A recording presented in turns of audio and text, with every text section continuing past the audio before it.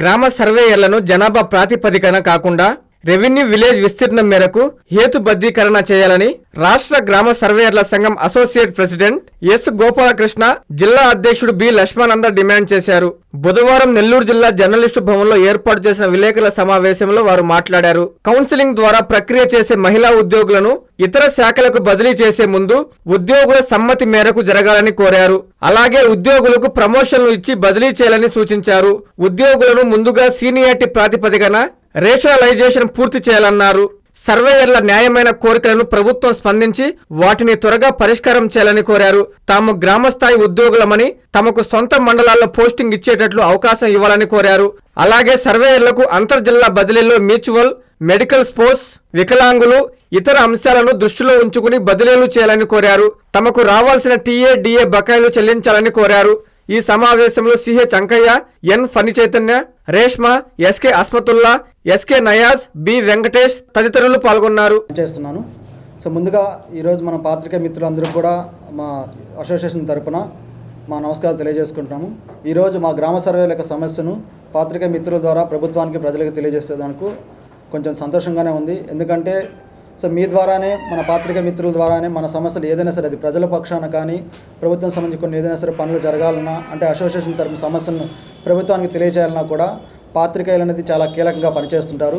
So ఈరోజు మేము ఏదైతే మన నెల్లూరు జిల్లా కలెక్టరేట్లో చెలో కలెక్టరేట్ ప్రోగ్రామ్ చేసింది, ఆంధ్రప్రదేశ్ రాష్ట్ర గ్రామ సర్వేయర్ల సంఘం రాష్ట్ర కార్యవర్గం నిర్దేశించిన మేరకే గత శనివారం నుంచి కూడా మేము పెన్ డౌన్ కార్యక్రమం చేస్తూ శాంతియుత నిరసన తెలుపుతూ ఉన్నాము. అదేవిధంగా రాష్ట్ర కార్యాచరణలో భాగంగా ఈ రోజు నుంచి 25 నుంచి 27 వరకు, అంటే బుధవారం నుంచి శుక్రవారం వరకు కూడా మనకి జిల్లాలో ఉన్న అన్ని మండలాల్లో ఉన్న గ్రామ సర్వేలు అందరూ కూడా మాస్ క్యాజువల్ పెట్టుకొని మేము కొన్ని నిరసన కార్యక్రమం చేస్తున్నాము. అందులో భాగంగా వచ్చేసరికి ఈరోజు మన నెల్లూరు జిల్లా కలెక్టరేట్లో చెలో కలెక్టరేట్ ప్రోగ్రాం చేయడం జరిగింది. సో దీనికి జిల్లాలోని గ్రామ సర్వేలందరూ అన్ని మండలాల నుంచి కూడా పెద్ద సంఖ్యలో హాజరై కార్యక్రమాన్ని విజయవంతం చేశారు. అదేవిధంగా ఈ జిల్లాలోని గ్రామ సర్వేలందరూ కూడా రేపటి రోజున, రేపు మరియు ఎల్లుండి విజయవాడలో ధర్నా చౌక్లో జరిగే రిలే నిరాహార దీక్షలో మా జిల్లా తరపున యూనియన్ సభ్యులందరూ కూడా పాల్గొనడం జరుగుతుంది. మా యొక్క ప్రధాన సమస్యలు వచ్చేసరికి ఈరోజు మేము ఉద్యోగాలు చేస్తున్నా కూడా మేము రోడ్డు మీదకి రావడానికి, లేదా మా సమస్యల్ని ప్రభుత్వానికి తెలియజేయడానికి, ఇలా నిరసన కార్యక్రమం చేపట్టడానికి ప్రధాన కారణం మనకి కొన్ని ముఖ్యమైన సమస్యలు ఉన్నాయి. అందులో మొదటిది రేషనలైజేషన్.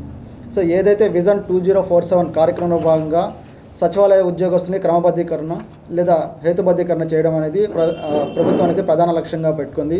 అందులో భాగంగానే గ్రామ సచివాలయ వ్యవస్థని సమూలమైన మార్పులు తీసుకొచ్చారు. గతంలో జనాభా ప్రతిపాదన ప్రతి 2500 జనాభాకి సంబంధించి కొన్ని ఫంక్షనరీస్తో సచివాలయ వ్యవస్థను ఏర్పాటు చేయడం జరిగింది. సో ప్రస్తుతం ఈ ప్రభుత్వం వచ్చేసరికి మనకి జనాభా ప్రాతిపాదికనే సో కొన్ని సచివాలయాల్లో ఫంక్షనరీస్ ఎక్కువ మంది ఉన్నారు, కొన్ని సచివాలయాల్లో ఫంక్షనరీస్ తక్కువ ఉన్నారు. వీళ్ళందరినీ రేషనలైజ్ చేయాలనే ఉద్దేశంతో మనకి జనాభా ప్రాతిపాదికన ఇప్పుడు వచ్చేసరికి క్లస్టర్ విధానంలో 2 సచివాలయాలు లేదా 3 సచివాలయాలు కలిపి ఒక్కో సర్వేయర్ని నియమించడం అనేది జరుగుతుంది. సో గతంలో వచ్చేసరికి ఒక్కో సచివాలయం సర్వేయర్ పనిచేసేటప్పుడు సుమారు 5,000 నుంచి 10,000 మధ్య విస్తీర్ణంతో ఒక సచివాలయంలో పనిచేసేవారు. సరే, అదే ఇప్పుడు రేషనలైజేషన్లో క్లస్టర్లో భాగంగా వచ్చేసరికి సుమారు 10 నుంచి 15,000 ఎకరాలు ఉన్న భూమికి మేము ఈరోజు ఈ క్లస్టర్ విధానంలో పనిచేయాల్సిన స్థితి ఏర్పడింది.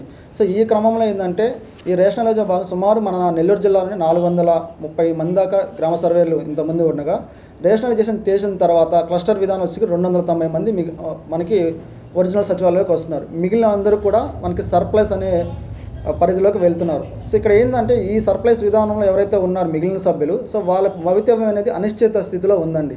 ఎందుకు ఉందంటే సో మన రేషనలైజేషన్ చేసిన తర్వాత సర్వే డిపార్ట్మెంట్ సంబంధించి సచివాలయాలు కొంతమంది పనిచేస్తున్నారు, మిగిలిన వారు సర్ప్లస్ చేస్తున్నారు. ఆ సర్ప్లస్లో ఉన్న ఉద్యోగస్తుల యొక్క భవితవ్యం అనేది ఏమీ తెలియదు. సో వాళ్ళని ఎక్కడ అలాట్ చేస్తారు, వాళ్ళకి ఏ డిపార్ట్మెంట్ అయినా సరే మెర్జింగ్ చేస్తున్నారా, లేదా వాళ్ళని కాంట్రాక్ట్ పే తీసుకున్నా ఆన్ డ్యూటీ కింద తీసుకుంటున్నారా, లేదా కంప్లీట్గా మెర్జ్ చేసి వాళ్ళకి ఆ డిపార్ట్మెంట్లో పే స్కేల్ ప్రకారం చేస్తున్నారు అనేది ఎలాంటి స్పష్టమైన ఆదేశాలు అనేది ప్రభుత్వం నుంచి లేదు. సో అలా లేకుండానే ఈ నేడు వచ్చేసరికి జనరల్ ట్రాన్స్ఫర్స్ అనేది మనకి స్టార్ట్ చేస్తున్నారండి. ఇలా స్టార్ట్ చేయడం వల్ల ఏం జరుగుతుందంటే, సో ఇప్పుడు ఏదైతే సచివాలయ వ్యవస్థ ఉన్నారో వాళ్ళందరినీ ట్రాన్స్ఫర్ చేసిన తర్వాత మళ్ళీ సీనియారిటీ లిస్ట్ ప్రకారం విల్లింగ్ తీసుకొని, రేషనలైజేషన్ విల్లింగ్ తీసుకొని ఇంట్రెస్ట్ ఉన్న వాళ్ళు వేరే డిపార్ట్మెంట్కి వెళ్తారు. సో అలా అప్పుడు ఏం జరుగుతుందంటే, ఆల్రెడీ ట్రాన్స్ఫర్స్లో వెళ్ళిన ఉద్యోగస్తులు మళ్ళీ రేషనలైజేషన్లో వేరే డిపార్ట్మెంట్ అంటే ఈ సర్వే డిపార్ట్మెంట్ కాకుండా వేరే మంచి డిపార్ట్మెంట్లో ఆప్షన్స్ ఇస్తే దానికి వెళ్ళడానికి సిద్ధపడతారు. ఆ క్రమంలో సో అతను సీనియారిటీ లిస్ట్ ప్రకారం ఉన్నప్పుడు అతను వేరే డిపార్ట్మెంట్ కల్పించినప్పుడు సో ఇక్కడ మళ్ళీ మనకి ఖాళీ అనేది ఏర్పడుతుంది. ఆ ఖాళీ ఏర్పడినప్పుడు దానికి ఇన్ఛార్జ్నో లేదా మళ్ళీ ట్రాన్స్ఫర్లో ఫిల్ చేయడం అనబడుతుంది. అంటే ఒకే పని 2 సార్లు చేయవలసిన స్థితి ఏర్పడుతుంది. మేము కోరుతుంది ఏంటంటే ఏదైతే రేషనలైజేషన్లో మిగిలిపోతున్నామో అలాంటి ఉద్యోగస్తులందరూ కూడా ఫర్దర్ డిపార్ట్మెంట్స్ ఏదైతే ఉన్నాయో ఆ డిపార్ట్మెంట్స్లో మెర్జ్ చేసి వాళ్ళకి ఒక స్టాండర్డ్ అనేది ఇచ్చి అంటే వాళ్ళకి ఒక జాబ్ సెక్యూరిటీ సో అది ఆన్ డ్యూటీలో కాకుండా ఆన్ డెప్యుటేషన్లో కాకుండా పర్మనెంట్గా చేసినట్లయితే సో రిమైనింగ్ సర్వే ఉద్యోగస్తులతో మనకి ఇక్కడ క్లస్టర్ విధానంలో సర్వేస్ని మనం చేయొచ్చండి. సో అదొకటి మేము కోరుతున్నాము. అదేవిధంగా వచ్చేసరికి గ్రామ సర్వేలు ఐటీఐ క్వాలిఫికేషన్తో కూడా మనకి ఉద్యోగ ప్రస్థానం మొదలుపెట్టినా కూడా మనకి గత 5-6 సంవత్సరాల నుంచి వచ్చేసరికి ప్రభుత్వం వచ్చేసరికి గత ప్రభుత్వం కానీ ఈ ప్రభుత్వం కానీ రీసర్వేని ప్రతిష్టాత్మకంగా తీసుకుంది. ఈ ప్రతిష్టాత్మకంగా తీసుకున్న ప్రక్రియలో రీసర్వే నేపథ్యంలో మనకి గ్రామ స్థాయిలో గతంలో మనకి చైన్ వర్క్ అనేది చేసేవాళ్ళం. సో ఇప్పుడు వచ్చేసరికి అధునాతనమైన ఇన్స్ట్రుమెంట్స్తో మనం రోవర్ కానీ అదేవిధంగా కార్స్ నెట్వర్క్ అని చెప్పి మనం సర్వే చేస్తున్నాం. ఈ సర్వే ప్రక్రియలో మొత్తం అంతా కూడా టెక్నికల్ నాలెడ్జ్తో కూడుకున్నదండి. సో ఐటీఐ క్వాలిఫికేషన్ జాయిన్ అయినా కూడా గ్రామ సర్వేలు అందరూ కూడా మెజారిటీగా బీటెక్లు ఎంటెక్లు చేసి ఉన్నారు. అదేవిధంగా డిప్లొమా క్యాండిడేట్లు కూడా ఉన్నారండి. సో అందరం కూడా టెక్నికల్గా కొంచెం స్టాండర్డ్స్తోనే ఉన్నాము. సో ఈ టెక్నికల్ ప్రక్రియలో సర్వే సంబంధించి టెక్నికల్ వర్క్ చేస్తున్నందుకు మేము టెక్నికల్ పే స్కేల్ అనేది కొడుతున్నామండి. ఇదే మాకు అదనంగా ఇచ్చేది కాదండి, మా న్యాయమైన కోరిక. ఆ కోరికనే మేము ఇవ్వమని ప్రభుత్వాన్ని అదేవిధంగా అధికారులను కోరుతున్నాము. దాన్ని వేతన సవరణ చేయడానికి కొంచెం అలసత్వం అనేది ఏర్పడుతుంది. అదేవిధంగా వచ్చేసరికి ఈ రీసర్వే నేపథ్యంలోనే మేము సుదూర ప్రాంతాలకు కూడా వెళ్ళవలసిన స్థితి పెడుతుంది. సో అది మనకి డెప్యుటేషన్లో మేము మాకు అలాట్ చేసిన సచివాలయం నుంచి సుదూర ప్రాంతానికి మేము ఎంతో దూరం వెళ్ళవలసి వస్తుంది. అంటే సుమారు 4-5 మండలాలు దాటి 100 కిలోమీటర్ల దాటి కూడా మేము చేయాల్సి వస్తుంది. అలా చేసినా కూడా మాకు రావాల్సిన ట్రావెలింగ్ అలవెన్స్ కానీ మనకి ఆన్ డ్యూటీ డైలీ అలవెన్సెస్ కానీ ఎలాంటి అలవెన్సెస్ లేవు. అదేవిధంగా రీసర్వే ప్రక్రియలో మేము వచ్చేసరికి ఎంతో హై రిస్క్తో మేము పనిచేస్తున్నాం. సో అలాంటి రిస్క్ అలవెన్స్ కానీ ఎలాంటి అలవెన్స్ లేదు. ఇంకోటి వచ్చేసరికి ప్రధానమైన సమస్య మనకి జీవో నెంబర్ 5. సో ఇప్పుడు వచ్చిన ట్రాన్స్ఫర్స్లో వచ్చేసరికి సచివాలయ ఉద్యోగస్తులు సొంత మండలంలో పనిచేయకూడదు, వాళ్ళు వేరొక మండలం దాటి వెళ్ళాలని అంటున్నారు. సో మండల స్థాయి ఉద్యోగులకు మాత్రమే మనకి ఆ మండలం కాకుండా వేరే మండలం చేయాల్సి వస్తుంది. సో గ్రామ స్థాయిలో ఉండే ఉద్యోగులకి ఇది తగిన పని కాదని మా అందరి అభిప్రాయము. ఎందుకంటే మాకు వచ్చే శాలరీలోనే మేము ఇప్పుడు వేరే మండలం కానీ వెళ్ళినట్లయితే సుమారు 30 నుంచి 40 కిలోమీటర్ డైలీ ట్రావెలింగ్ చేయాలి. అందుకే దానికే పెట్రోల్ ఖర్చులు అనేది మాకు పడుతుంది. సో ఇలాంటి పరిస్థితుల్లో ఆల్రెడీ మాకు అందరికీ మా సర్వే డిపార్ట్మెంట్ చాలామందికి పెళ్ళిళ్ళు అయి ఉన్నాయి. సో వాళ్ళ యొక్క ఫ్యామిలీ అనేది ఒక మండలం మీద స్థిరపడడం, మా పిల్లలు కూడా స్కూల్స్లో జాయిన్ అయిపోయినారు. ఈ క్రమంలో మళ్ళీ మాకు వేరే మండలం ట్రాన్స్ఫర్ చేసినట్టయితే ఫ్యామిలీ మొత్తాన్ని షిఫ్ట్ చేయాలి. పిల్లలకు కూడా ఎడ్యుకేషన్ సంబంధించి చాలా ప్రాబ్లమ్స్ అనేది ఎరేజ్ అవుతున్నాయి.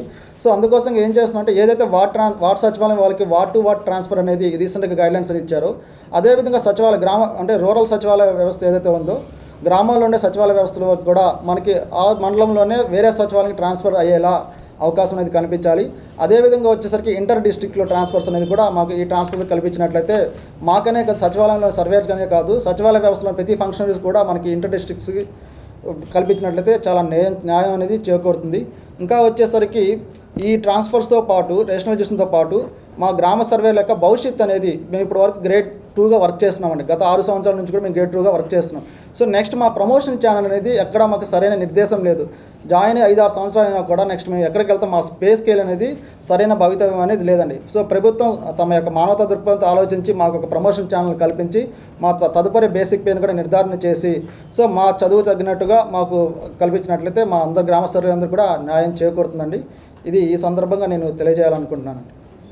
సో అదేవిధంగా ఈ కార్యక్రమంలో మాకు ఫస్ట్ నుండి కూడా సహకరించి అదేవిధంగా ప్రజలకు కానీ ప్రభుత్వానికి కానీ మా యొక్క ప్రభుత్వ ఉద్యోగ సమస్యలు కానీ నేరుగా ప్రభుత్వాన్ని తెలియజేసే మన పాత్రికేయ మిత్రులందరూ కూడా మా ఆంధ్రప్రదేశ్ గ్రామ సర్వేల అసోసియేషన్ తరఫున హృదయపూర్వక ధన్యవాదాలు తెలియజేసుకుంటున్నామండి. ఇప్పుడు ఇది ఒక విలేజ్ సర్వేర్కే కాదు, ఇది GSWSలో డిపార్ట్మెంట్లో ఉన్నటువంటి ప్రతి ఒక్క సచివాలయ ఉద్యోగి కూడా ఇందులో చాలా సమస్యలు ఫేస్ చేస్తూ ఉన్నాం. ఫస్ట్ ఇదివరకు GSWS డిపార్ట్మెంటు జీవో నెంబర్ 1 నుంచి 6 దాకా రిలీజ్ చేసింది.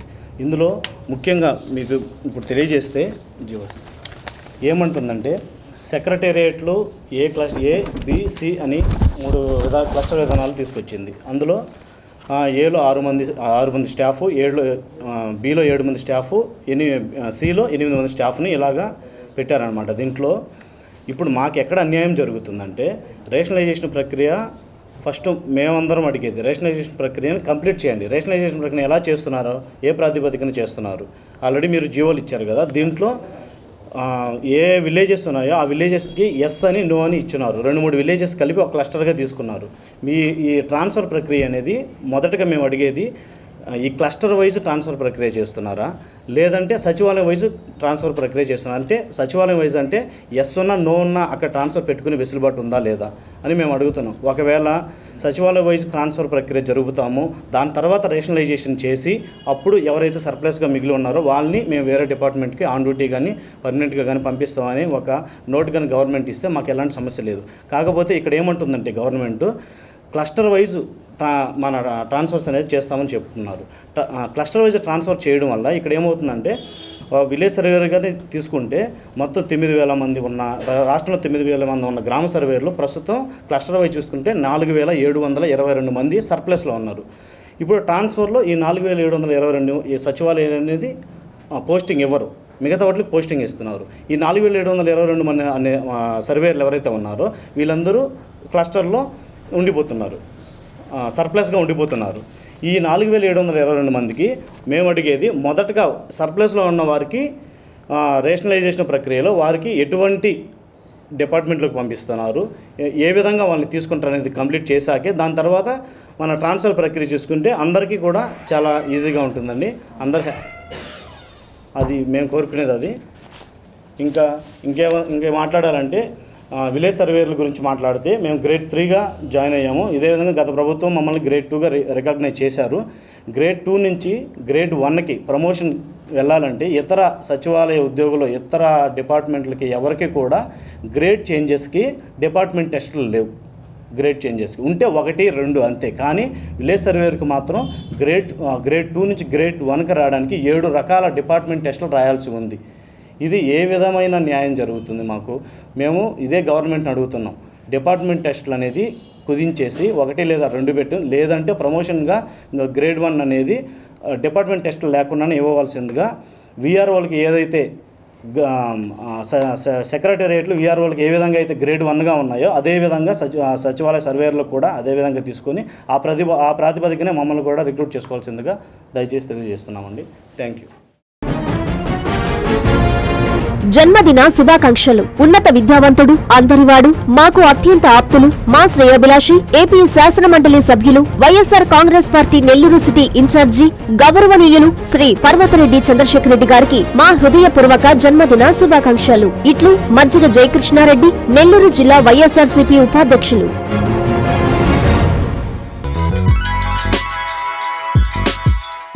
Hi Nilor, please subscribe to N3 TV.